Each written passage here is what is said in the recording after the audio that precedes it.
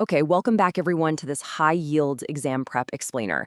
I'm your host, and today we're absolutely locking in those critical concepts you need for your upcoming Unit 3 exam on artificial intelligence and data analysis.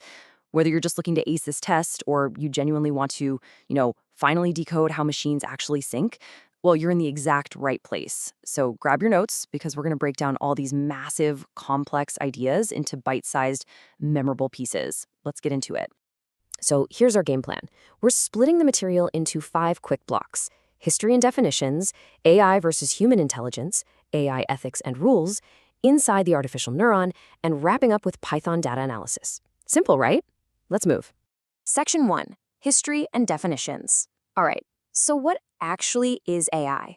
At its core, artificial intelligence is just the ability of machines to think, make decisions, and simulate human problem solving. It's essentially teaching a computer system to actually learn from data and spot patterns rather than just blindly following a hard-coded list of traditional instructions. Now look at this timeline. You definitely want to star this for the exam. AI didn't just appear overnight, right? The modern era really sparked back in 1950 with Alan Turing. Then, fast forward to 1956 at the Dartmouth Conference, that's where the term artificial intelligence was actually coined. But notice that huge gap between 1980 and 1990? That's the infamous AI winter. Basically, scientists made all these wild promises they totally couldn't keep, and computers were just too slow. Dreams kind of faded. But then the internet hit, we got a massive explosion of data in the 90s, and boom, the AI renaissance, which of course led us straight into the deep learning revolution we're experiencing right now. Okay, time for a quick knowledge check. Gotta lock this history in. Think back to the very start of that timeline we just looked at. What is the exact name of that famous 1950 test used to figure out if a machine can truly think? Yup, it's the Turing test. It's such a brilliant idea because it's so simple. If a human is chatting via text and they absolutely can't tell if they're messaging a real person or a computer program, well, that program passes the test. Definitely tuck that little fact away for exam day. Moving right along to Section 2, AI versus human intelligence. Let's see how our brains actually stack up against the machines. The contrast here is just fascinating. On the left, you've got AI. It is a total powerhouse of pure data processing. Super fast, highly accurate, but it makes decisions based strictly on logic and programmed rules. But on the right, human intelligence is a whole different ballgame. We feel things, joy, empathy. We invent totally out-of-the-box ways to solve problems. And, maybe most importantly, we get social nuances. We understand jokes, we get sarcasm, things that will literally short-circuit a purely logical machine. All right, practice problem number 2. Let's see if you can pull this core concept up right now. Based on what we just talked about, which type of intelligence relies purely on programmed rules and entirely lacks emotion? You guessed it, artificial intelligence. AI operates 100% on programmed data. Sure, it can process trillions of data points in a fraction of a second, but it does it completely void of feelings, empathy, or self-awareness. At the end of the day, it's a high-speed calculator, not a conscious being. And knowing that AI has absolutely zero empathy is the perfect segue into Section 3, AI ethics and rules. This is all about setting up the guardrails. You're going to want to memorize these 4 pillars. First, fairness and transparency, meaning the AI needs to treat everyone equally and its processes shouldn't be a total mystery. Second, privacy and data protection. Obviously, your personal data needs to be locked down. Third is human supervision. Basically, a human always needs to be the final decision maker. And fourth, this is a huge one for the test, avoiding bias. Listen, an AI just learns from whatever data you feed it. So if developers train an AI on unfair or incomplete data, it just absorbs those bad patterns. It's like a mirror. It just reflects the data it studies. Let's test that human supervision concept with a really critical real-world scenario. Practice problem 3. Why is it absolutely essential that human beings, and not AI systems, make the final call on things like judicial rulings or national security?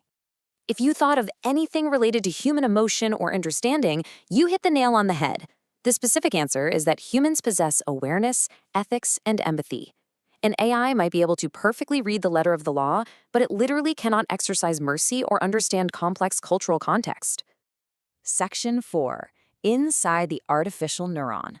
We are zooming way in now to look at the actual micromechanics of deep learning. This visual is great because it perfectly shows how a computer processes an input. Let's say we feed a picture of a cat into this artificial neuron. The image comes in as raw data, The neuron analyzes it by assigning it mathematical weights, and then a specific part of the neuron decides if the signal is strong enough to spit out a confident, final decision, cat or not cat. Okay, if you remember literally one thing from this section for the exam, memorize these 5 sequential steps for building an artificial neuron. Ready? 1. Identify the input data. 2. Give a weight to each input based on how important it is. 3. Multiply those inputs by their weights and add them all up. 4. Send that grand total to the activation function. And 5. Get your final output or prediction. Let's double-click on step 4 for a second, the activation functions, because they come in a few different flavors. The threshold function is exactly like taking an exam. It's a strict pass or fail at a score of 50. The sigmoid function is more like a weather forecast, giving you a smooth probability, like an 85% chance of rain. And the ReLU function, think of it like a bouncer at a club. It completely blocks weak or negative signals, just turns them to 0, but lets all the strong, positive ones pass right on through. Practice problem 4. Let's do a quick check on those neuron components.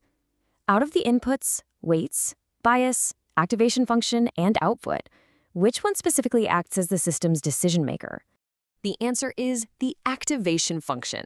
It takes the sum of all those inputs and weights and ultimately makes the final call on whether or not to send that turn-on signal to the rest of the network. Amazing job staying with me, guys. We are on to section 5. Python data analysis. We're going to take all these concepts and see how they apply using the ultimate beginner-friendly programming language. So here's the formal definition, but the big takeaway here is that data analysis takes a massive, messy spreadsheet, just a wall of raw text, dates, and numbers, and completely transforms it.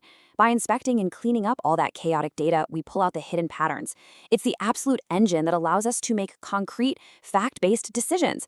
Honestly, it's what powers everything AI does. Now, Python is the industry standard for this because of its amazing libraries, and you definitely need to know these 3 for the test. Pandas is your go-to for general data manipulation, like sorting dates or organizing text. NumPy is the heavy lifter. It handles all the complex scientific and mathematical calculations. And Matplotlib combined with Seaborn, they're your artists. Use them to generate all those beautiful graphs and charts. All right, final practice problem before test day. Imagine your boss drops a boring spreadsheet on your desk and asks you to turn it into a beautiful, easy-to-read bar chart.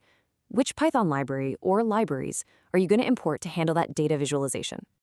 If you said Matplotlib and Seaborn, you've got it. They handle all the visualization. And with that, you have officially conquered the core concepts for Unit 3. But I do want to leave you with one final thought. Now that we have AI and Python libraries that can crunch these massive numbers and analyze data at just unimaginable speeds, the heavy processing is essentially done for us. So, with this incredible superpower right at your fingertips, what kind of amazing problems are you going to choose to solve next? Best of luck on the exam, you're going to crush it, keep learning, and I'll catch you next time.